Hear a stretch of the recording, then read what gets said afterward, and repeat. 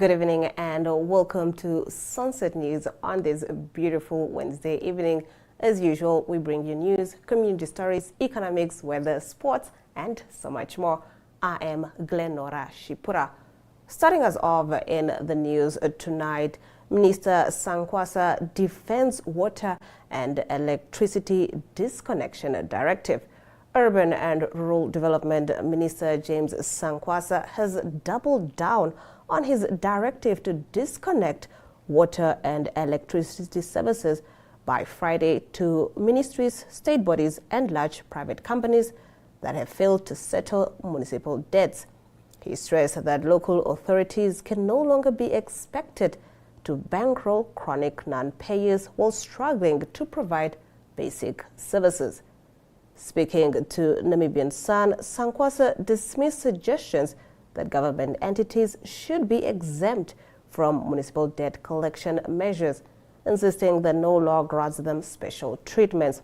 He said institutions facing financial constraints should negotiate repayment plans instead of accumulating arrears, adding that hospitals and ministries can arrange monthly settlements with municipalities. His comments come amid debate over his circular issued on the 21st of May, instructing councils to suspend service to defaulters by the 5th of June. He argued that non-payment has pushed many local authorities towards financial collapse, leaving them unable to maintain roads and deliver services.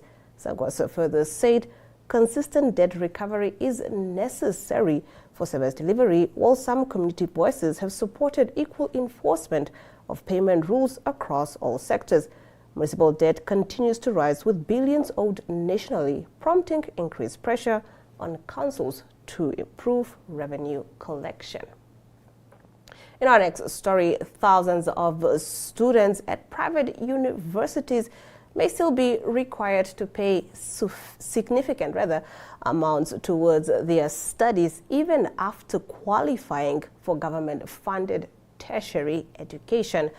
Welwitschia University has confirmed that the state subsidy is capped at $24,300 per student, regardless of the program being pursued. The institution says any tuition cost above this threshold must be covered by students, parents, or guardians, highlighting a gap between government's subsidized education model and the actual cost of studying at private institutions. The university's clarification comes amid concerns raised by the Students' Union of Namibia, SUN, which has warned tertiary institutions against barring students from writing examinations due to outstanding balances linked to delays within the Namibia Students Financial Assistance Fund, NSFAF system. SUN Chairperson Benyat Kavu said the union will take action against institutions that continue to prevent NSFAF beneficiaries from sitting for exams despite government directives allowing them to do so.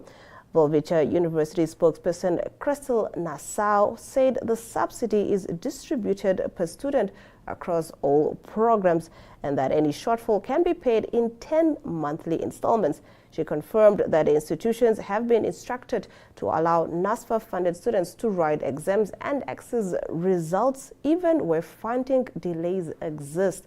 However, she noted that self-funded students must still settle outstanding balances or make arrangements with the finance department before examinations. The university added that it currently has over 5,000 students, with more than 3,000 funded through NSFAF, underscoring continued reliance on government support and highlighting ongoing pressure within the tertiary funding system. Nearly a year after a landmark agreement with Austrian pipe manufacturer AmiBlue was announced, the Namibia Industrial Development Agency, NIDA, says the planned 400 million pipe manufacturing plant at Walvis Bay is expected to break ground between August and September this year. The acting CEO, Philip Namajab, confirmed in an interview this week that the project remains on track and is expected to begin production in 2027. He disputes claims that the project had stalled due to disagreements with the foreign investor insisting that it is now at an advanced stage of preparation. Now, Mojadwa confirmed that while a memorandum of understanding has not yet been finalized, negotiations are at an advanced stage with consensus reached on key terms. He added that NIDA's expenditure so far has been limited due to diligence process with no major site development cost incurred.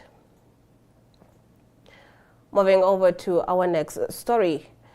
Questions are mounting over delayed property transfers in Oranjemund after business owners allege that an ongoing dispute involving legal fees and municipal process has stalled land transactions for years. A group of entrepreneurs told Network Media Hub Animate that they have been attempting to purchase property linked to a long-running family business in the town for an extended period, but the process has allegedly been delayed by legal and payment disputes involving the Oranjemund Town Council and two Windhoek-based law firms. According to the complainants, the transfer process was initially handled through Kishi Shukumu and Co. Incorporated, which allegedly subcontracted the conveyancing work to Karasia Bason legal practitioners. They claim that transfer documents are now being withheld due to an unresolved payment dispute between the parties, with outstanding amounts reportedly exceeding $450,000, although NMH could not independently verify the figure. One of the complainants said the delay are affecting a family business that has operated in Oranjemund for more than 2 decades and is now struggling to proceed with ownership transfer and retirement plans linked to the sale. In response, Oranjemund Town Council spokesperson Glenade Scholz confirmed that the appointed legal firm is handling municipal property matters and acknowledged delays in some transactions. She said an invoice linked to the matter is currently under review as contractual obligations are being clarified. She added that engagements are ongoing between council and the legal firm to resolve the matter and also facilitate progress in the transfer process. Now that concludes our top stories. On the other side of the break, we do take a look at what's happening in our community talk, taking a look at a donation done by ERA. Namibia is a land of movement, with waves that never stop reaching forward. Here, adventure is not something we search for. It is something we are born into. In every corner of this country, creativity rises from artists, from athletes, from dreamers. And when the world comes to explore Namibia, they discover something extraordinary. Because when sport moves people, creativity moves ideas, and tourism moves the world toward us. Something powerful happens. A platform where movement meets imagination, where industries connect, where opportunity grows, where Namibia's next chapter begins. Welcome to the Creative Sport Tourism Expo. Exhibit, partner, experience. Creative Sport Tourism.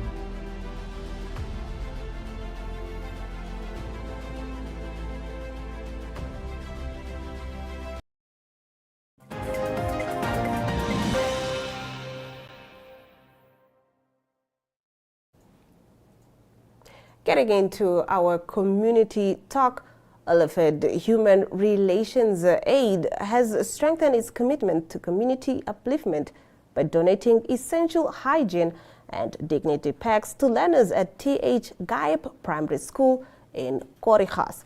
The organization today handed over 50 reusable sanitary pads, face towels, and cosmetic products aimed at supporting vulnerable girls at the school. The initiative forms part of ERA's broader community support program, which focuses on both environmental conservation and social development in rural areas.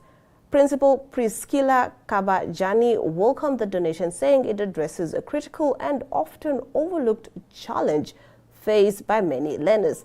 She explained that access to basic hygiene products can have a direct impact on a learner's self-esteem, comfort, and ability to remain in school consistently. According to Kabajani, the support goes beyond material assistance, noting that it helps restore dignity among young girls who may otherwise struggle during their school days due to a lack of sanitary supplies. She added that such interventions also play a role in improving attendance rates, especially during vulnerable periods of the month when absenteeism among girls is often recorded. ERA Namibia, which has been active since 2003, continues to implement programs aimed at promoting peaceful coexistence between desert-adapted elephants and local communities, while also investing in social initiatives that benefit people living alongside wildlife areas. The organization says its community outreach efforts are designed to strengthen resilience in rural communities, ensuring that conservation work is complemented by tangible human development support.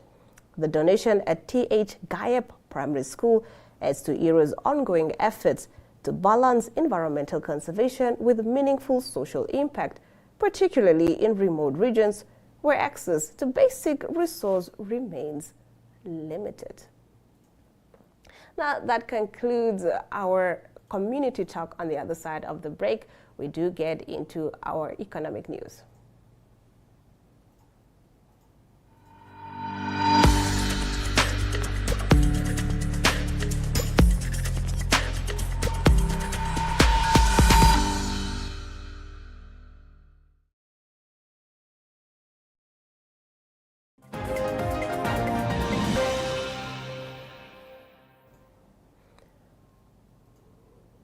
First up in our economic news, we take a look at the ECOCA Brownfields Set for Transformation into Green scheme. Agriculture Minister Inge Dhamwani says the ministry is committed to transforming the ECOCA Brownfield into a fully fledged green scheme, with budget provisions expected as the project develops. Caretaker Manager Justa Nulashia said trial crops including mahangu, sorghum, cowpea and maize have already been planted. She said the project is awaiting a feasibility study to determine main crops for full-scale production. Currently, production is rain-fed, but plans are in place to introduce irrigation. 4 boreholes have already been drilled. Let's take a look. Just beginning the development. From 4 years from here, you will see the real green scheme here. And you are the pioneers of the development of this green scheme. Ohangwena will have the first green scheme. We will continue to support and to make the budgetary provision for this project until it is fully developed. And then it's the responsibility of the council, the governor, and the regional councillor to take over from there. I just want to thank all of you for the work that you are doing here, and to encourage you to continue to work very hard so that we harvest and then we prepare the soil again for the next planting season. The president said she doesn't want anybody to go home hungry. Food security is why we are working so hard. Give our appreciation to us. An additional 30 hectares means an additional production. So by August, this is the first period we are targeting to plant. Just to make sure that the soil is well. It has been idle for quite some time, and we know it's now fertile again, natural on its own. Very good. So when we are going to plant in this pivot, we are really anticipating a good yield in it. What are you planning to plant? We are planning to plant maize in. Okay. Now, while we're driving, I'm sure Her Excellency could have seen some fields that are already having dry maize. Yes. We actually have 120 hectares of maize that's ready for harvesting right now. Okay. Yes, so we are just When waiting. did you plant that? And That- is it good? They will see We planted it in November with the rain. We're struggling. Yes. Yeah, so the grain, some of it is okay, but second grain. Oh. Yes, so we are waiting for other green team to finish harvesting Yeah. in order for them to borrow us a combined harvest, Yeah. so we can come harvest one we are having. But this problem won't be the same again, let me say, next month, because we are also having our own combined harvest, which has been fixed. I would say it's 95% fixed. Oh, it's now in the process to be fixed. No, we started already. Oh. Just one part that they had to order by Yeah. John Deere, so it should be here by mid of this month. Oh, that's good. So we will not be having this problem. This will be a history in the near future now. Okay. Yes. I see the ministry. No, they are really big. So we are, Okay. yes. Okay. So we just wanted to come show the Yeah. newly constructed center pivot Yeah. and also show excellence that though we have got clean maize that we planted late, Yeah. we did try also. We're already having maize that's ready to harvest. Oh. Yes. You say how many hectares? We in total there are 4 pivots. Each is 30 hectares. In total 120 hectares. Yes. And then additional 95 hectares of the green one, which will be harvested in August. Okay. So currently we focus on the 120 hectares of maize. Okay. Yes. So how many sender pivots you have then which are functioning in the farm currently? Currently I'll say all of them have got 10. Oh, Yes, they're okay. 10 and they are all functional. Okay. But we did not plant only 2 due to Yeah. time. Yeah. Due to time. But the other remaining 8, they are all fully planted. Oh, Yes. okay. Well, that's good. Yes, yes. That's very good. Okay. So from here on, we'll now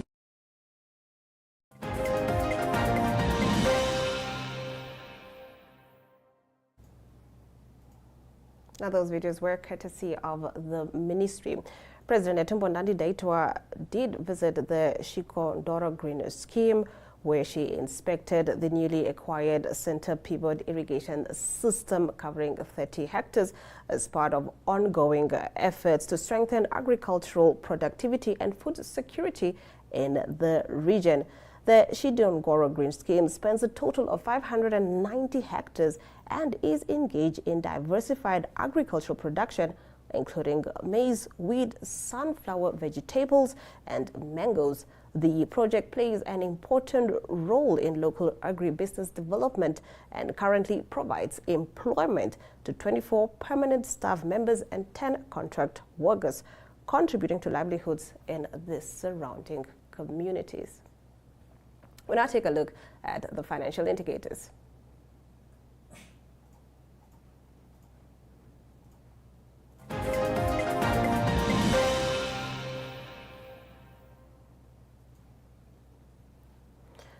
The Namibian dollar trades against the British pound at 21.86, against the euro at 18.89, against the US dollar at 16.24. 2 Namibian dollars and 40 cents gets you 1 Chinese yuan. On the commodities market, gold, copper, and platinum went down, while Brent crude oil went up, trading at 1.87%, going for $100 and 57 cents per barrel.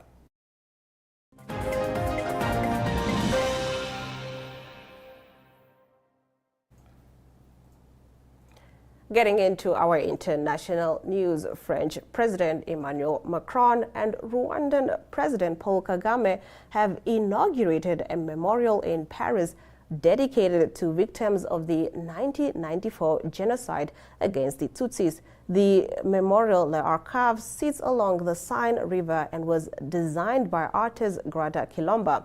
Macron said it reflects France's long search for truth following the genocide, which killed an estimated 800,000 people. A French commission later found France bore serious responsibility for failing to prevent the killings. Let's take a look at the following video.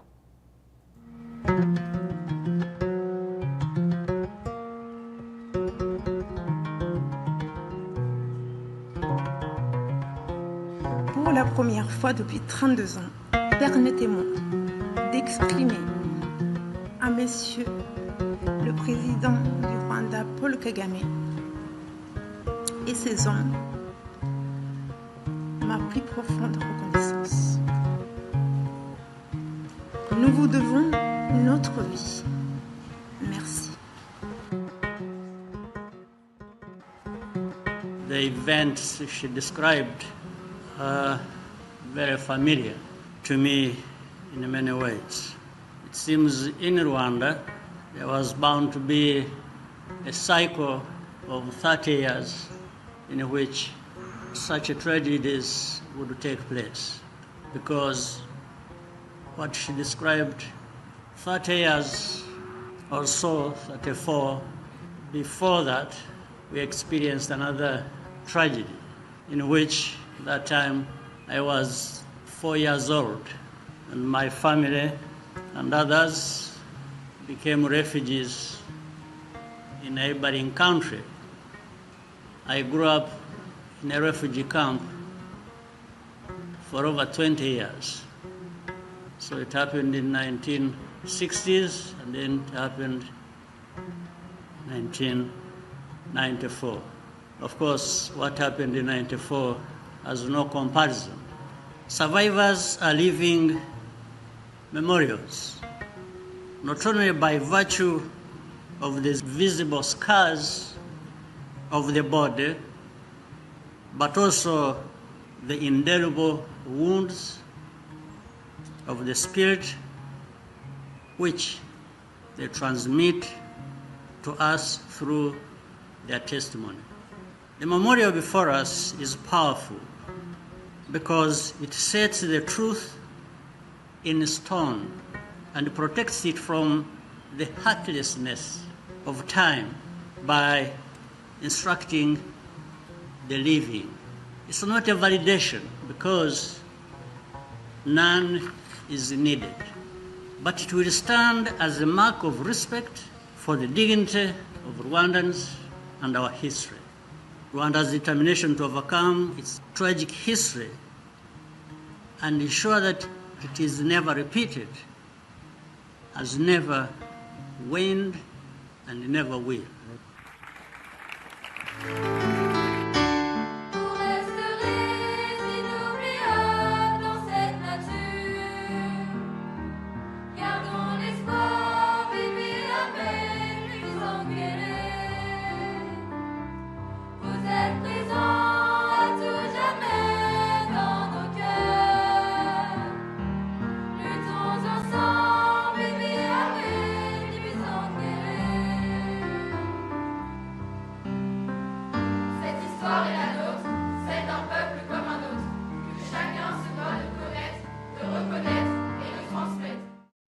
Good day everyone, time for international sports news and starting off with tennis news first. It is from the French.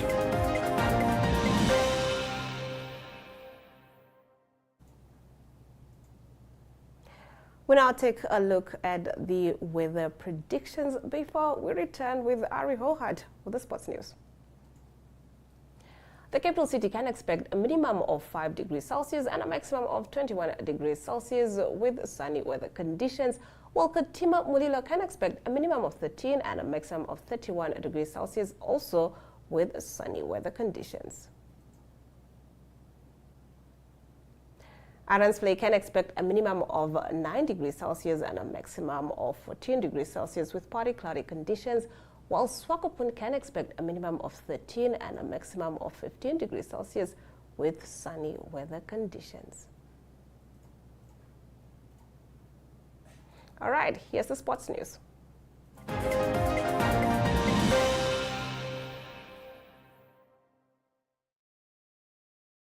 Good day everyone, time for international sports news and starting off with tennis news first. It is from the French Open quarterfinals. Tennis at the moment is leading up to the finals that will be played over the weekend. In the men's side of the draw, number 2 seed Alexander Zverev is through to the semi-finals and he beat Rafael Jadar. He is from Spain. He beat him in 3 sets, 7-6, 6-1 and also 6-3. Then another player that's through, it is Jakub Mensik, and he will play against Alexander Zverev in the semi-final. It is Mensik that got the bet of João Fonseca of Brazil. The score there 6-4, 6-3 and 7-6 to advance to the semi-finals. On the women's side of the draw, it was two players from Ukraine that played in the quarterfinals, and it was Marta Kostic that won that game against Elina Svitolina. It is a Kostic that won by 6-3, 2-6 and 6-2, and that is for the 15th seed to advance to the semi-final. In the semi-final, she will play against Mira Andreeva of Russia, and she beat Sorina Kristia by 6-love and 6-3, and that semi-final will be played on Thursday. On to soccer news, and it is from Liverpool Soccer Club. It is Liverpool that reached a verbal agreement with the coach Andoni Iraola, and he to be the new coach for Liverpool, and that's after the sacking of Arne Slot. It is Iraola that left Bournemouth at the end of this season.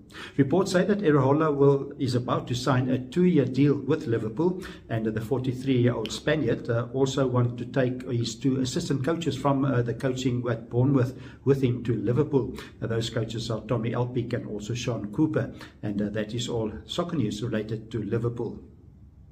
Then to close off today's international sports news, it is Formula 1 racing news, and it is Charles Leclerc that agreed new terms, a new contract with Ferrari, and that is after his contract from 2024 will end now in 2026, and it is told that his contract will be extended now until at least 2027 next year for Ferrari. The next Grand Prix on the calendar is the home Grand Prix for Charles Leclerc. That will be the Monaco Grand Prix this coming weekend. That's international sports news for today.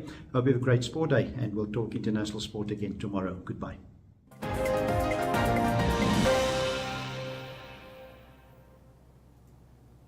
And with that, we've come to the end of the broadcast. Thank you for tuning in and catching up on the latest news with Sunset News. From me, Glenna Rashipura. Until next time.